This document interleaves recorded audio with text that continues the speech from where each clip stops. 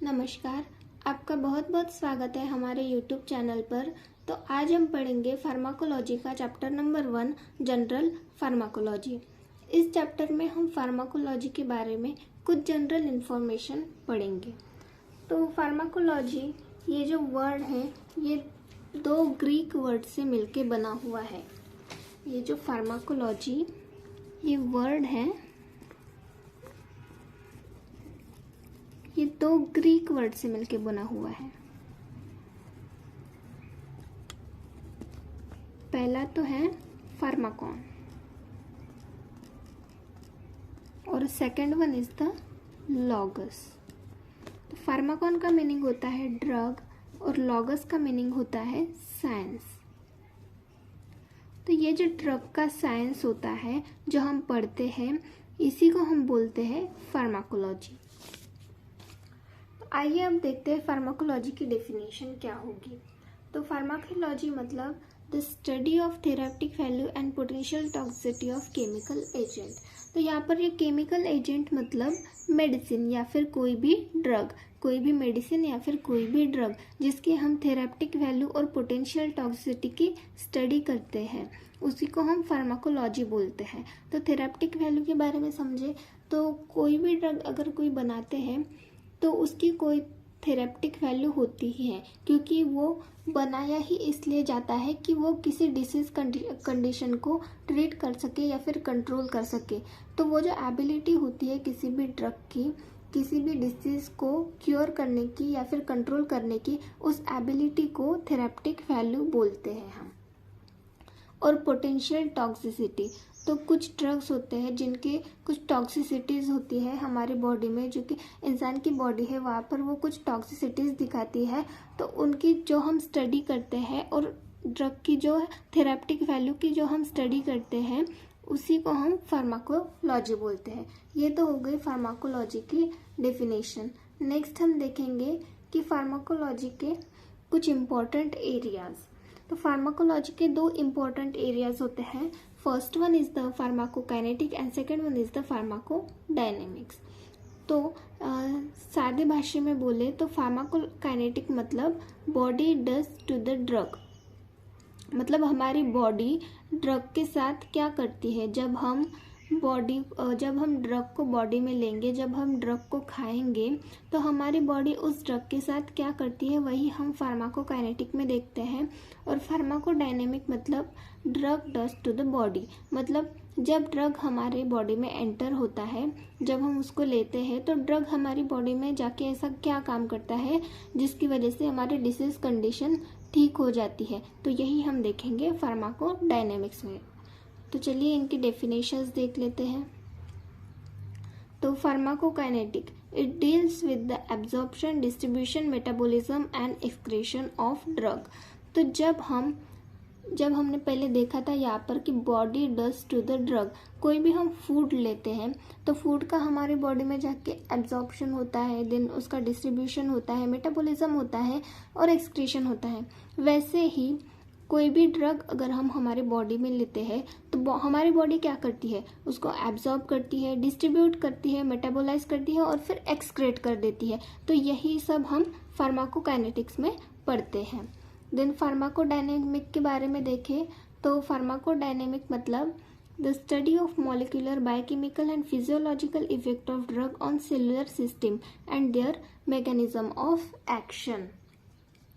तो जो भी ड्रग की सेलुलर सिस्टम पे स्टडी की जाती है, कौन से इफेक्ट की, मॉलिक्यूलर, बायोकेमिकल एंड फिजियोलॉजिकल।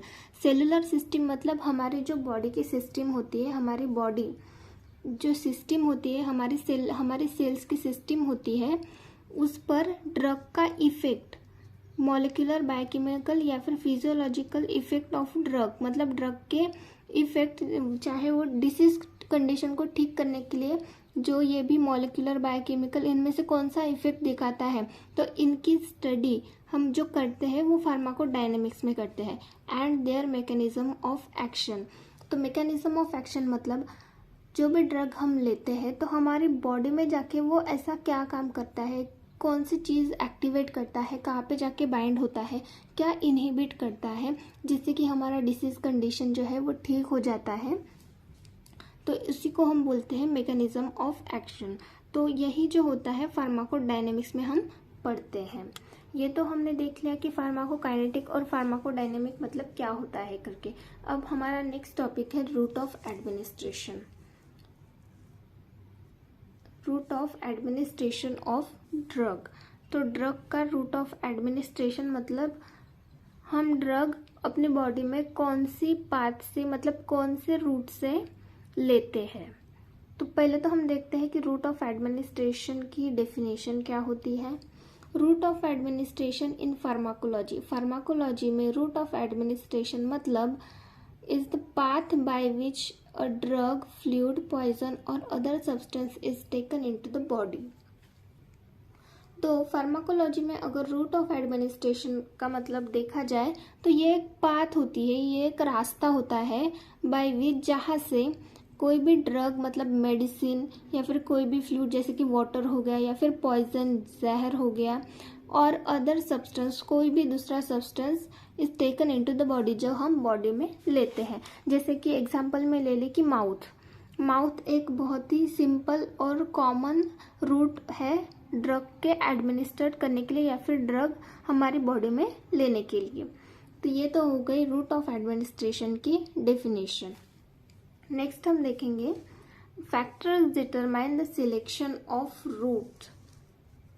तो ये क्या होता है, कुछ फैक्टर्स होते हैं जो कि डिटरमाइन मतलब ध्यान में रखे जाते हैं जब भी जो भी रूट है जो भी रास्ता है वो सिलेक्ट करते टाइम कुछ फैक्टर्स जो है वो ध्यान में रख के ही कोई भी रूट सिलेक्ट किया जाता है। तो देखते हैं कौन से फैक्टर्स है करके। सबसे पहला है इमरजेंसी यूज़। तो इमरजेंसी यूज़ मतलब क्या कि जैसे किसी का एक्सीडेंट हो गया है और हमें इमरजेंसी में उसको मेडिसिन देनी है तो हम उसको माउथ मतलब ये कॉमन रूट है तो हम उसको माउथ से देंगे, कोई भी ओरल डोजेस फॉर्म हम उसको देंगे। तो क्या होगा, ओरल डोजेस फॉर्म जो है जो भी मेडिसिन होती है जो हम खाते हैं वो टाइम लेती है उनका इफेक्ट शो करने में, क्योंकि अगर हम माउथ से लेंगे फिर वो हमारे बॉडी में एंटर होगी, फिर वहाँ पे जाके डाइजेशन मतलब जो होता है तब तक तो उसको बहुत टाइम लगता है उसको डाइजेस्ट होने में, देन वो एब्जॉर्ब होगी, देन हमारी बॉडी में डिस्ट्रीब्यूट होगी, देन बाद में वो अपना इफेक्ट शो करेगी। तो ये जो प्रोसेस होती है इसमें बहुत ज़्यादा टाइम लगता है। तो इमरजेंसी यूज़ में हम माउथ से कोई भी मेडिसिन नहीं ले सकते, इसलिए हमें कुछ ऐसा रूट देखना पड़ेगा जिससे कि जल्दी से जल्दी हमें इफेक्ट उसका मिल जाए। तो यही होता है इमरजेंसी यूज़। तो ये एक फैक्टर होता है जो कि डिटरमाइन ध्यान में रख के जो है रूट सिलेक्ट किया जाता है। देन सेकेंड है site of action. Site of action मतलब कि वो जो ड्रग है कोई भी ड्रग है तो वो कौन सी साइट पे अपनी एक्शन शो कर रहा है। जैसे कि एग्जांपल में ले कि कोई सबलिंगुअल ड्रग है। सबलिंगुअल ड्रग मतलब जो कि हम टंग के नीचे जो भी हमारी जीभ है उसके नीचे रखते हैं, उन ड्रग्स को सबलिंगुअल ड्रग्स बोलते हैं। तो ऐसा कोई सबलिंगुअल मेडिसिन है जो कि हमने एडमिनिस्ट्रेट कर ली, मतलब क्या पेशेंट को पता नहीं था कि इसको जीभ के नीचे रखते हैं करके, उसने क्या कर लिया, उसने खा लिया। अब उस ड्रग की तो जो एक्शन करने की मतलब साइट है जो भी जगह है वो तो टंग के नीचे है, पर उसने तो खा ली तो वो अभी एक्शन दिखाएगा क्या, नहीं दिखाएगा। तो इसलिए ये एक फैक्टर है जो कि ध्यान में रख के जो है रूट सिलेक्ट किया जाता है। Then condition of the patient, third point है कंडीशन ऑफ द पेशेंट। अब कंडीशन में देखें तो जैसे कि समझ लो कि कोई पेशेंट बेहोश है, तो बेहोश है तो हम उसको माउथ से तो कोई भी मेडिसिन दे नहीं सकते क्योंकि वो बेहोशी की हालत में कुछ खा नहीं पाएगा ना, तो हम उसको मेडिसिन कैसे दे सकते हैं बेहोशी की हालत में। तो ऐसा ये फैक्टर भी ध्यान में रखा जाता है कि पेशेंट की कंडीशन क्या है। अभी वो बेहोश है तो इतना तो हमें समझता है कि मतलब वो नहीं एडमिनिस्टर कर पाएगा माउथ से मेडिसिन, तो हमें दूसरा रास्ता, दूसरा जो है रूट वो चूज़ करना पड़ेगा, दूसरा रूट जो है वो सिलेक्ट करना पड़ेगा। तो ये एक फैक्टर हो गया। जो नेक्स्ट फैक्टर है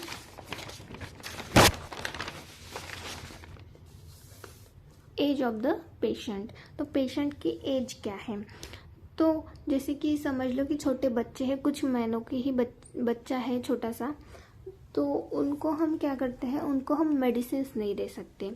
उनको एक तो सिरप देते हैं या फिर इंजेक्शन से ही मेडिसिन दिए जाते हैं। उनको ओरल डोज से मेडिसिन, जो भी सॉलिड डोजेस फॉर्म की मेडिसिन होती है, वो नहीं दी जा सकती, क्योंकि पहली बात तो उन्हें स्वॉलो करना नहीं आता, और क्या होता है कि मेडिसिन उनके गले में फंस सकती है। तो ये एज ऑफ द पेशेंट, ये भी एक फैक्टर है जो कि डिटरमाइन, ध्यान में रखा जाता है किसी भी पेशेंट को मेडिसिन देते समय। देन फिफ्थ है effect of gastric pH.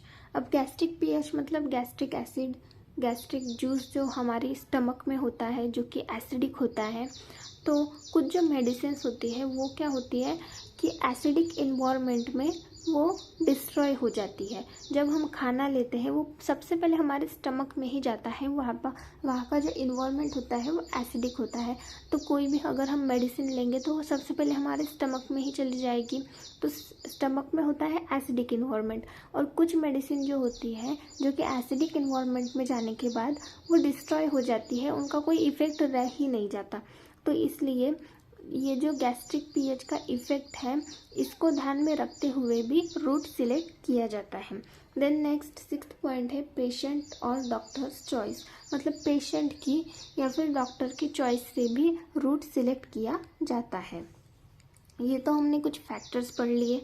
Next हमारा टॉपिक है classification of route of administration. तो देखते हैं क्लासिफिकेशन क्या है रूट ऑफ एडमिनिस्ट्रेशन का। तो इसमें दो टाइप का classification, first one is the local and second one is the systemic. तो लोकल मतलब क्या होता है, जहाँ पे हमें एक्शन चाहिए होती है, जैसे कि हमारे हाथ पे कुछ हुआ है तो उस हाथ पे उतने ही एरिया में हमें वो ड्रग लगाना है, और उसी जगह पे हमें एक्शन चाहिए होती है, मतलब उसी जगह पे हमें ठीक, मतलब दूसरी जगह नहीं लगाना पड़ता, सिर्फ वही स्पेसिफिक जगह होती है जहाँ पे हमें जो भी है ऑइंटमेंट या फिर कोई भी मेडिसिन हो वो लगानी पड़ती है। तो ये तो हो गया लोकल, जो कि जहाँ पे डिज़ायर एक्शन हमें चाहिए होती है, मतलब जहाँ पे हमें एक्शन चाहिए होती है हम डायरेक्टली वहीं पे लगा देते हैं। और सेकंड है सिस्टेमिक मतलब जो कि ऐसी मेडिसिन जो कि हमारी ब्लड स्ट्रीम में एंटर होती है, हमारे ब्लड में एंटर होती है, हमारे सिस्टमिक सर्कुलेशन में एंटर होती है, ऐसे मतलब रूट को हम बोलते हैं सिस्टेमिक रूट। ऐसी मेडिसिन जिस रूट से दिए जाते हैं उनको सिस्टेमिक बोलते हैं। तो देखते हैं लोकल में क्या है। लोकल में सबसे पहले है टॉपिकल मतलब जो कि स्किन पे लगाए जाते हैं या फिर म्यूकस मेम्ब्रेन पे लगाए जाते हैं। ऐसे ड्रग्स को हम, मतलब ऐसे रूट को हम टॉपिकल रूट बोलते हैं। तो इस पे सबसे पहले है oral cavity, then GI tract मतलब gastrointestinal tract, rectum, vaginal, eye, ear, nose, bronchi and skin. और सेकंड देखें तो administration of drug by injection से भी किसी टिश्यू में या फिर म्यूकस मेम्ब्रेन में जो ड्रग है वो एडमिनिस्टर किया जाता है डायरेक्टली। और इंट्रा आर्टेरियल रूट, ये भी एक रूट है जो कि डायग्नोस्टिक टेस्ट के लिए काम में आता है। देन सिस्टमिक में देखें तो सिस्टमिक में दो टाइप होते हैं, एक एंटेरल और एक पैरेंट्रल। तो एंटेरल में देखें तो यहाँ पे ओरल रूट से लिया जाता है, सबलिंगुअल रूट से लिया जाता है, सबलिंगुअल मतलब टंग के नीचे, रेक्टल रूट से लिया जाता है। और पैरेंट्रल में देखें तो यहाँ पे है इनहेलेशन, मतलब नोज के थ्रू हम इनहेल में हमारे लंग्स में देन मेडिसिन जाएगी, देन वहाँ से एब्जॉर्ब होके हमारे ब्लड स्ट्रीम में एंटर होगी। देन इंजेक्शन मतलब हम डायरेक्टली हमारे वेन्स में, हमारे आर्टरीज में ही है जो है जो मेडिसिन है उसको डाल देते हैं, वो होता है इंजेक्शन के थ्रू। और ट्रांसडर्मल मतलब आजकल कुछ पैचेस आते हैं जो कि डायरेक्टली जो मेडिसिन है वो हमारे ब्लड सर्कुलेशन में ट्रांसफ़र कर देती है, तो उनको बोलते हैं ट्रांसडर्मल। तो इसको डिटेल में समझ लेते हैं कि क्या होता है। तो सबसे पहले हम देखेंगे लोकल रूट। तो लोकल रूट क्या होता है, it is the simplest mole of administration. ये बहुत ही सिंपलेस्ट मोड है किसी भी मेडिसिन के या फिर किसी भी ड्रग के एडमिनिस्टर करने के लिए at the site where desire action is required. ये हमें उसी साइट पे लगाना पड़ता है, जैसे कि हमें हाथ पे कलाई पे कुछ हुआ है और वहाँ पे हमें मेडिसिन लगानी है, कोई भी ऑइंटमेंट, तो हम वहीं पे लगा देते हैं। वहीं पे हमें एक्शन चाहिए, हम डायरेक्टली वहीं पे मेडिसिन लगा देते हैं। तो यही होता है लोकल रूट। तो लोकल रूट में सबसे पहले क्या आता है, टॉपिकल। तो टॉपिकल के बारे में देखेंगे।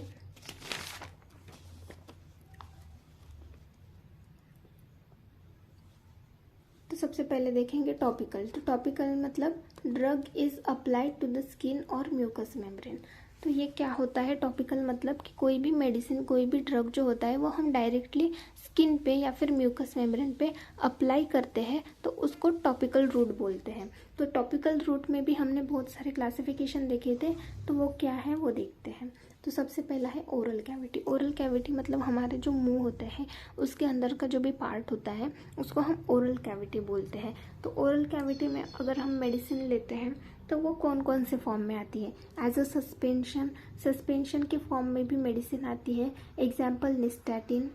निस्टैटिन ये एक एग्जाम्पल है सस्पेंशन का, जो कि हम ओरल कैविटी में लेते हैं। एज अ क्रीम भी आती है ओरल कैविटी में लगाने के लिए, जैसे कि एसाइक्लोवीर, ये एक क्रीम है।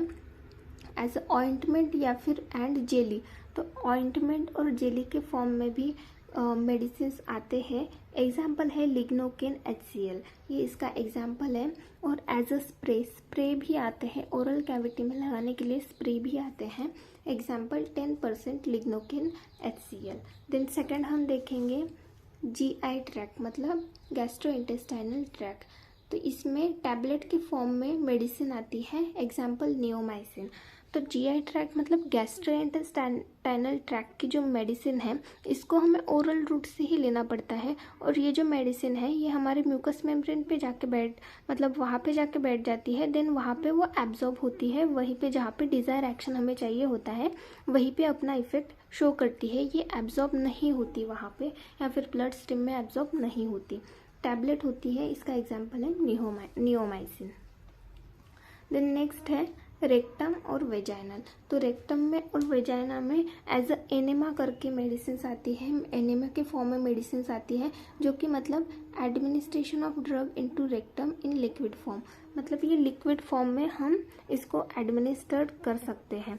और सपोजिटरी के फॉर्म में भी मेडिसिन आती है, जो कि ये सॉलिड फॉर्म में होती है, और एनेमा जो है वो लिक्विड फॉर्म में होता है।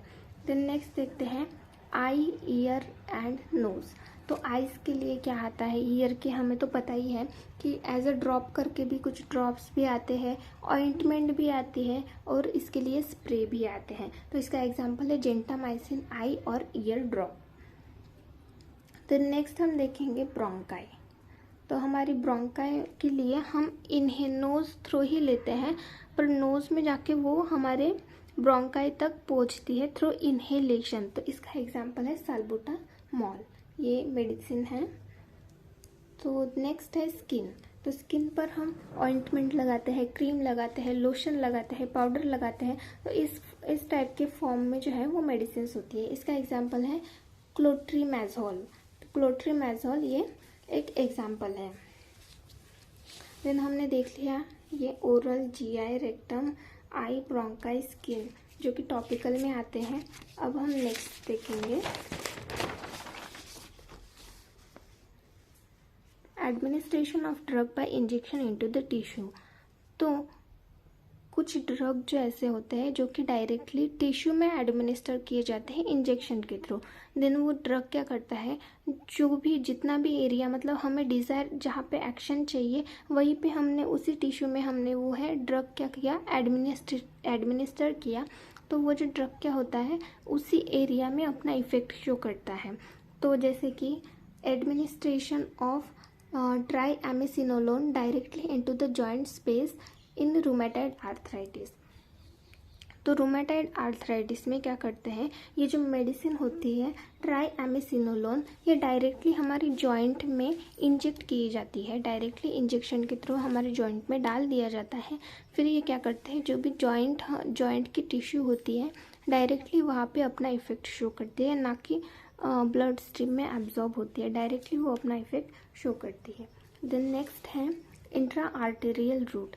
तो ये जो रूट मोस्टली डायग्नोस्टिक टेस्ट के लिए, डायग्नोस्टिक स्टडीज़ के लिए यूज़ किया जाता है। तो it is mainly use during diagnostic studies such as coronary angiography. तो ये आर्टेरियल रूट कब यूज़ किया जाता है? जब डायग्नोस्टिक स्टडीज़ करनी हो, जैसे कि मतलब कोई हार्ट पेशेंट हो या फिर किसी के आर्टरीज में कोलेस्ट्रॉल डिपोजिशन हो, तो वो सब देखने के लिए उसके डायग्नोस्टिक स्टडीज़ के लिए ये जो है ये रूट यूज़ किया जाता है। देन अब हम देखते हैं एडवांटेजेस और डिसएडवांटेजेस ऑफ लोकल रूट। तो सबसे पहले एडवांटेजेस देख लेते हैं इसके क्या होते हैं करके। सबसे पहला है इजी एडमिनिस्ट्रेशन ऑफ ड्रग। तो इसका ये जो ड्रग होती है इसके एडमिनिस्टर बहुत ही इजी तरीके से होता है। जिस जगह पे हमें चाहिए होता है उस जगह पे हमें बस लगाना पड़ता है, देन हो गया। तो ये बहुत ही इजी रूट है एडमिनिस्ट्रेशन के लिए। देन सेकंड है local application is useful when prolong effect of drug is required. Prolong effect of drug मतलब ज़्यादा देर तक अगर हमें इफेक्ट चाहिए होगा तो उसके लिए ये जो लोकल एप्लीकेशन है बहुत ही यूज़फुल होता है, क्योंकि ज़्यादा देर तक रहता है, ज़्यादा देर तक अपना इफेक्ट जो है वो शो करता है। देन थर्ड है there is low possibility of systemic absorption. तो सिस्टेमिक एब्जॉर्प्शन मतलब हमारी ब्लड स्ट्रीम में ये जो मेडिसिन है अगर हम लोकल रूट से अप्लाई करें तो वहाँ पे बहुत ही कम चांसेस होते हैं, बहुत ही कम पॉसिबिलिटी होती है कि ये जो ड्रग है ये हमारी ब्लड वेसल्स में एंटर हो या फिर एब्जॉर्ब हो। ये तो हो गए एडवांटेजेस लोकल रूट के। देन हम देखते हैं डिसएडवांटेजेस क्या है लोकल रूट के। The drugs like eye drop में penetrate into eye and affect the ciliary muscles. तो ये जो ड्रग होते हैं जैसे कि आई ड्रॉप हो गया, ये क्या करते हैं, ये पेनेट्रेट हो जाते हैं। जैसे हम आई में डालते हैं तो ये क्या करते हैं, आई में पेनेट्रेट हो जाते हैं और ये हमारे कुछ ऑर्गन्स होते हैं जैसे कि सिलियरी मसल्स जो होते हैं उन पे अफेक्ट कर देते हैं। तो ये तो हो गया डिसएडवांटेजेस लोकल रूट का। देन सेकंड डिसएडवांटेजेस देखते हैं। तो सम ड्रग्स में show toxic effect at the site of application. तो कुछ ड्रग क्या करते हैं, सूट नहीं होते, किसी को सूट नहीं होते और वो टॉक्सिक इफेक्ट शो करते हैं जहाँ पे हमने वो मेडिसिन लगाई है, जहाँ पे हमने वो ड्रग लगाया है उस साइड पे क्या है वो टॉक्सिक इफेक्ट शो करते हैं। ये तो हमने लोकल रूट के बारे में पूरा पढ़ लिया। नेक्स्ट हम देखते हैं सिस्टेमिक रूट के बारे में।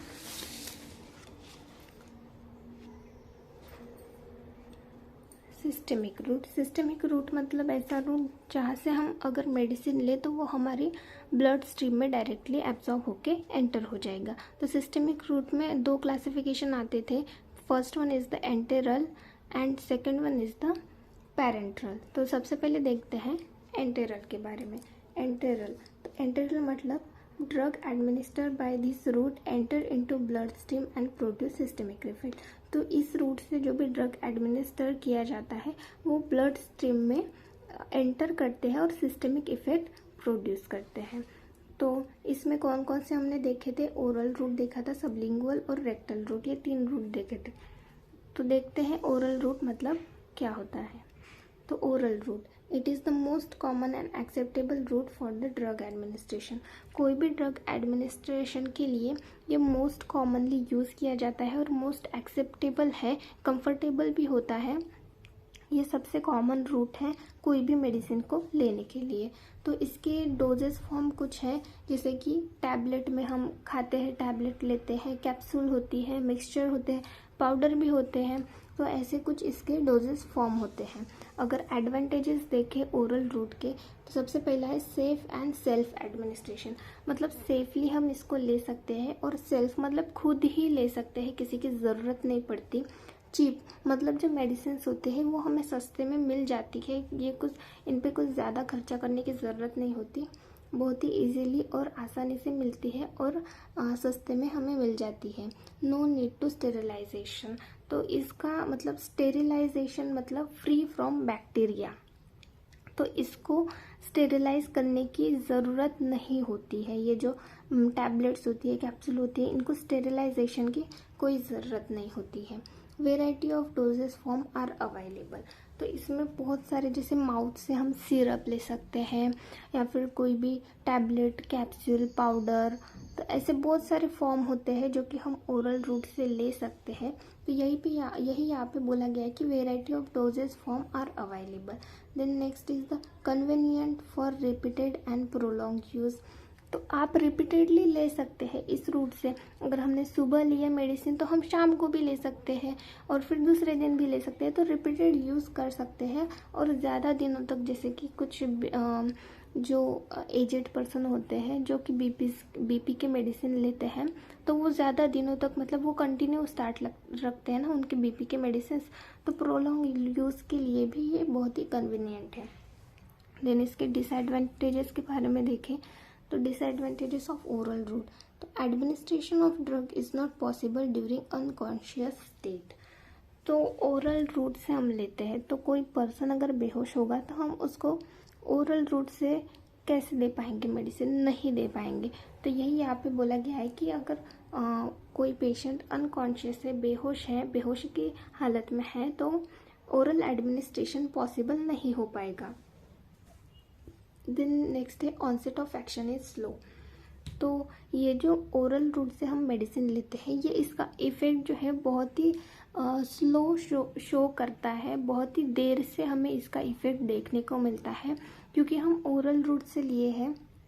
तो ओरल रूट से पहले तो ये डाइजेस्ट होगा हमारी बॉडी में, देन वहाँ पे जाके इंटेस्टाइन में जाके एब्जॉर्ब होगा, देन सिस्टमिक सर्कुलेशन में आएगा और देन सिस्टमिक सर्कुलेशन में आके वो अपना इफेक्ट शो करेगा। तो ये जो प्रोसेस होगी इसमें थोड़ा टाइम लगेगा, इसीलिए यहाँ पे बोला है कि onset of action is slow.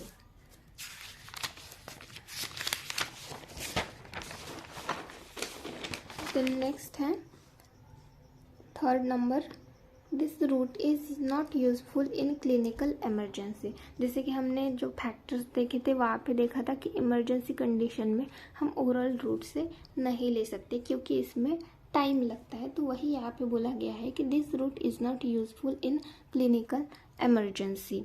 Then next one is the irritant and bitter taste of drug can't be taken by this route. तो जो इरिटेशन कॉज करते हैं, जो कि मतलब मुंह में डालते ही ऐसे अजीब सा टेस्ट करते हैं, तो ऐसे जो बिटर टेस्ट के जो ड्रग्स होते हैं वो अगर हम मुंह से लेंगे तो हम खा नहीं पाएंगे।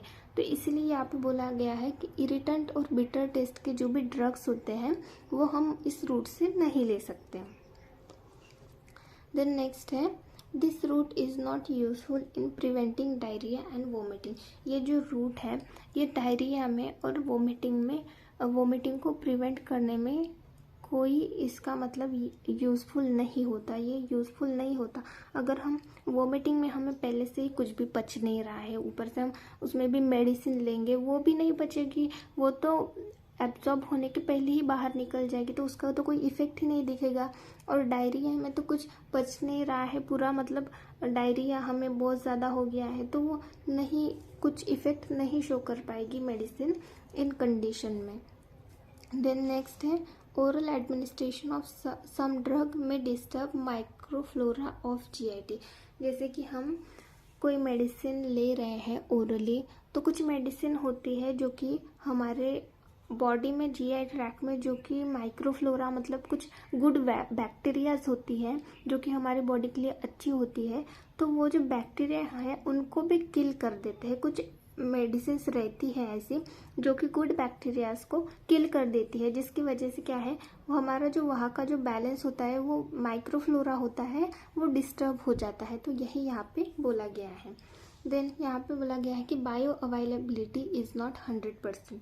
तो बायो अवेलेबिलिटी मतलब होता क्या है, तो बायो अवेलेबिलिटी मतलब कि कोई भी ड्रग अगर हम ले रहे हैं तो वो 100% जितना हमने ड्रग लिया तो वो 100% हमारी जो ब्लड सर्कुलेशन में है वो उतना एब्जॉर्ब हुआ कि नहीं, जितना परसेंट में वो हमारे ब्लड में एब्जॉर्ब होता है उसी को हम बोलते हैं बायो अवेलेबिलिटी। तो बायो अवेलेबिलिटी जब हम ओरल रूट से लेते हैं तो ये बायो अवेलेबिलिटी 100% नहीं होती, क्योंकि जब हम मेडिसिन लेते हैं तो हमारे जब डाइजेशन होता है तो उस टाइम कुछ मेडिसिन जो है वो डिस्ट्रॉय हो जाती है, और जहाँ तक एब्जॉर्प्शन जो होता है, एब्जॉर्प्शन 100% नहीं हो पाता। कहीं ना कहीं हमारे डाइजेशन की जो प्रोसेस होती है वहाँ पे थोड़ी थोड़ी जो मेडिसिन होती है वो डिस्ट्रॉय होती है। तो पूरी तरह से जो मेडिसिन है वो 100% हमारे बॉडी में नहीं जा पाती, नहीं एब्जॉर्ब हो पाती हमारे ब्लड स्ट्रीम में। तो यही यहाँ पे बोला गया है कि बायो अवेलेबिलिटी इज़ नॉट 100%। तो ये तो हमने देख लिया एंटेरल का सबसे पहला ओरल रूट, देन बाकी का हम नेक्स्ट लेक्चर में देखेंगे।